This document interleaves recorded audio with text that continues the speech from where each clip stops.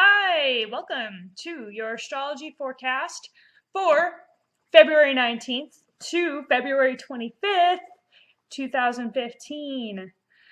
On February 19th, the moon conjuncts Neptune in Pisces, and then Mercury in Aquarius sextiles Saturn in Sagittarius, and then Mars moves into Aries, and then the moon conjuncts Chiron in Pisces.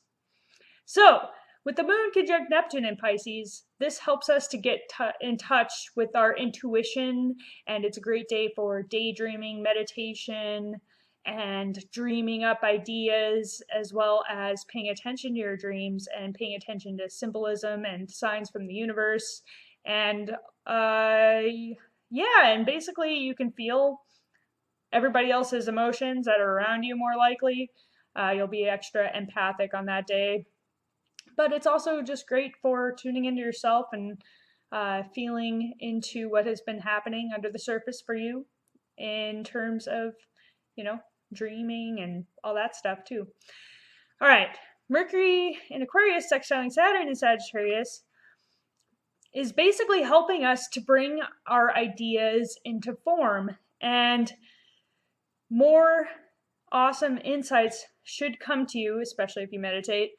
And Sagittarius brings a very wider awareness and more expansive point of view that you can start really bringing into a plan, like a system, writing down a plan, scheduling, and that sort of thing should help you to bring your awesome ideas into form. And then Mars moving into Aries really helps you to get things started. This is like the time to get going and starting new things, and a big burst of energy should be coming at you at this time. And also with Mars and Aries, you want to make sure to exercise because you will have extra energy, and if you don't expend that energy, then you could get temperamental, short-tempered, and a bit impatient, or even jump the gun on things when you shouldn't jump the gun on things. So make sure to expend your energies on a regular basis so that you don't get too overexcited. And then when the moon conjuncts Chiron in Pisces, this is going to be bringing up things that need to be healed. And so meditation is also good for that, and looking at those things and letting them go and healing them and moving on, All right, on February 20th, Venus moves into Aries, Moon moves into Aries, and then conjuncts Venus and Mars. So relationships are going to get a big burst of energy, and you're basically going to feel more adventurous in your relationships, and you may even be the pursuer of romance during this time. And also, it's a good idea to do something active with your lover or partner or whatever, or even with another person, even if they're not your lover. And really, new beginnings, new energy, vitality, excitement, and passion, and even a sense of like youngness, like a sense of vitality, youth, that sort of thing will come into your relationships. And it's good for starting new projects, of course, and especially creative projects. And then on February 21st, the moon conjuncts the south node in Aries, and then it conjuncts Uranus in Aries, and then Venus conjuncts Mars in Aries, exactly. So this is going to be all about letting go of, certain behaviors that may be, used as defense mechanisms, like egotistical behaviors and selfish behaviors, that sort of thing, immaturity and impatience and impulsiveness. But it's also going to bring new life, new ideas, and new insights into how you're feeling, as well as new beginnings in relationships. And also, it's like a seed. Aries is like a seed, and Venus conjunct Mars is like a seed. Venus and Mars together is basically the feminine and the masculine coming together. So fertility is very strong during these times right now. I mean, that could be metaphorically or literally. It is great for really starting new things, especially creative things, new projects, also new romance and love, and new beginnings in romance and love. And then on February 22nd, the moon moves into Taurus. So this will help us to tune into our values and also into how we're feeling about our finances. And it also helps us to get in touch with our sensuality, our senses, really enjoying food and beauty of all sorts, and even, you know, physical activity to a degree, as long as it's easygoing physical activity, maybe going outside, enjoying the beauty of nature as well. Getting a massage is a good idea on this day. All right, and on February 23rd, the sun in Pisces squares Saturn in Sagittarius. So with the sun in Pisces, we may become more aware of what is going on with ourselves at an unconscious level and really be shining light in the areas of ourselves that we're not normally aware of. Any things that we've suppressed or hidden, even from ourselves, including our intuitive faculties, our intuition, our dream life will become a lot more vivid. It can also have us hiding our light to a degree and losing a bit of our sense of motivation and our sense of who we are. So that's the danger there. When it's squaring Saturn in Sagittarius, we may kind of tend toward escapism, but Saturn is really asking us to take responsibility. And it's also going to be having us look at what is going on with us unconsciously, but also what our unconscious beliefs are that could be causing us to limit ourselves or even lose motivation to some degree. So it will create some amount of tension, and there may be sort of a weight that is caused by Saturn.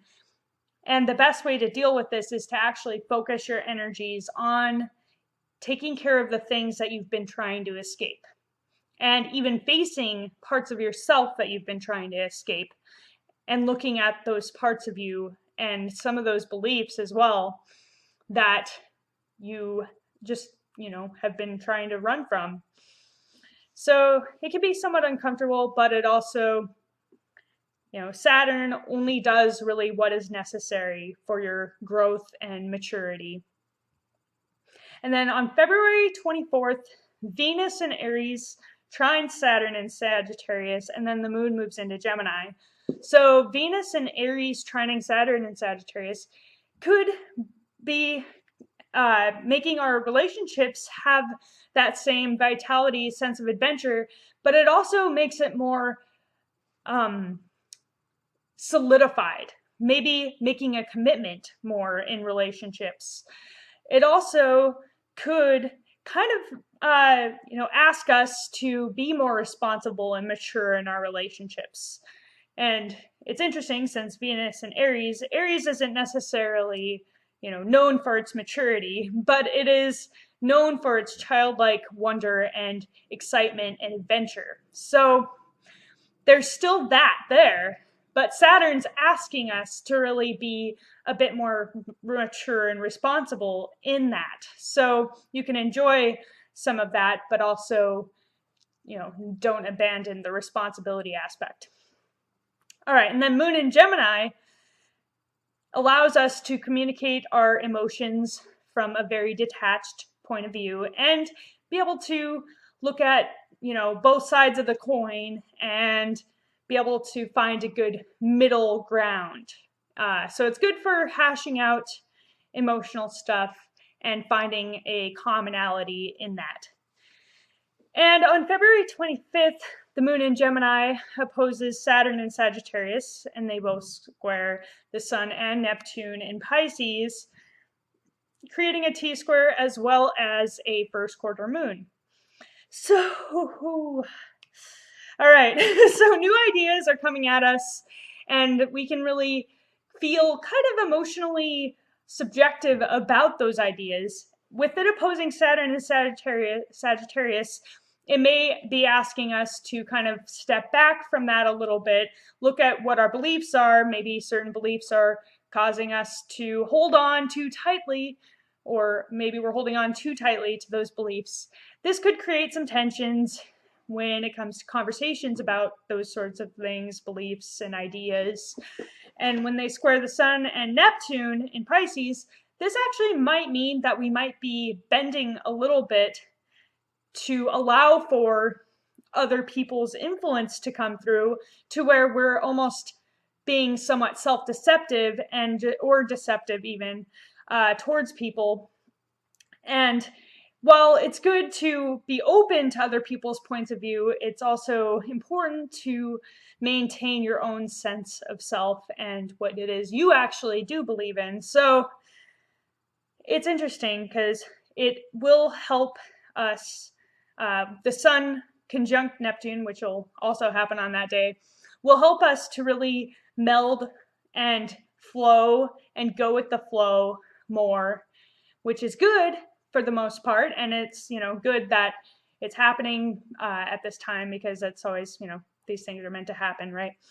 When they happen. So this is helping us to get in tune with our intuition and look at things from a different point of view and open ourselves up to the other possibilities, new possibilities in the world, like a more universal viewpoint and that sort of thing. So the only couple of things that could really be a problem with it is that we lose motivation or try to escape from confronting certain things, and being, too flowy to the point where we're not even being aware of what our standpoint is anymore. So it's important to maintain some sense of self and some sense of what it is you actually do believe in, without being too rigid either, because Saturn in Sagittarius could cause rigidity in our belief systems. So I guess it's all about finding a balance when it comes to those things and maintaining an openness, while at the same time not being so open to where you are bending your will, or bending to other people's will, I should say. Okay. And then the moon in Gemini creates a grand trine with Mercury in Aquarius and the North Node in Libra. This helps us to communicate our feelings and have conversations and get really amazing insights into ourselves as well as others, and into our emotional state, and also innovate and come up with more evolutionary ideas that help us to understand other people easier, as well as understand ourselves easier in this, in that. And then Mars in Aries trine Saturn in Sagittarius. This is awesome for starting new projects that you want to make in the long term. So really moving forward with all those plans that you made earlier in this week, and start taking action and getting those things going. So taking responsibility, having more focus, you'll have more focus to get this stuff done, as well as the motivation to get it done. Yep. All right. And that's it for the week.